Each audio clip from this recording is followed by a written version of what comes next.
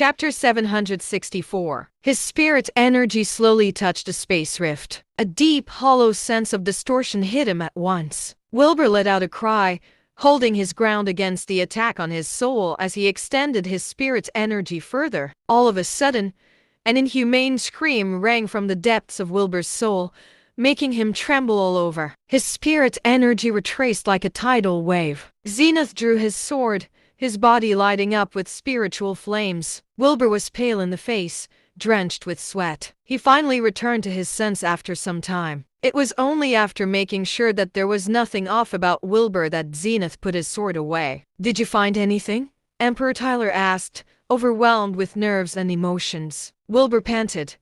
"You're right. It's incredibly dangerous. I don't even know what it is." Emperor Tyler seemed a little disappointed but still smiled. "You really are powerful. Someone else tried the same thing and ended up dead." "What are you going to do?" asked Wilbur. Emperor Tyler's smile turned wistful. "What is there to do? This thing's been around longer than the royal family has. All I can do is wait for something to happen and think of a way to deal with it when the time comes." Wilbur nodded. Waiting was one of the solutions to a problem that could not be fixed. "Call me the second something changes," said Wilbur. Emperor Tyler smiled. "I knew you're a man of your word.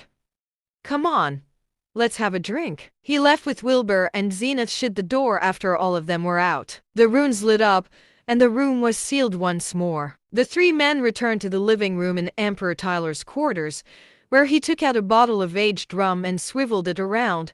Angostura rum. They only sold 20 bottles of this worldwide. Wilbur said nothing. Emperor Tyler opened the bottle, and Zenith fetched 2 crystal goblets. Emperor Tyler swirled the bottle around one more time before pouring himself and Wilbur a glass. "Cheers." Wilbur raised his glass as well, and both men drained their drinks in one go. "With this, we're sworn brothers now.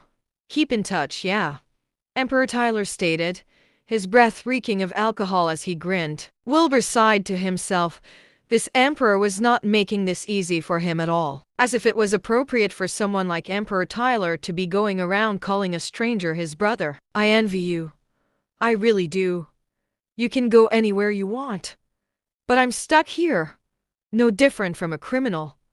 I don't even have friends, let alone brothers." Emperor Tyler took another swig of rum, mumbling to himself. Wilbur fell silent. There might be people who envied the emperor's life, but Wilbur did agree that it did feel like the emperor was living a life of imprisonment. Emperor Tyler was the royal monarch, and all eyes were on his eerie word and move. This trapped all of him, body and soul. Wordlessly, Wilbur raised his glass. Emperor Tyler smiled, and both men drained their glasses once again. The bottle of rum was empty not long after, but Emperor Tyler did not seem to have drunk quite enough yet and opened another bottle. Wilbur did not turn him down either. Both men continued clinking glasses. It did not take long for several empty liquor bottles to amass in front of them. The sky slowly brightened. Wilbur opened his eyes, taking in the sight around him blearily. "This seems like a hotel," he thought as the look next to him. Emperor Tyler was fast asleep,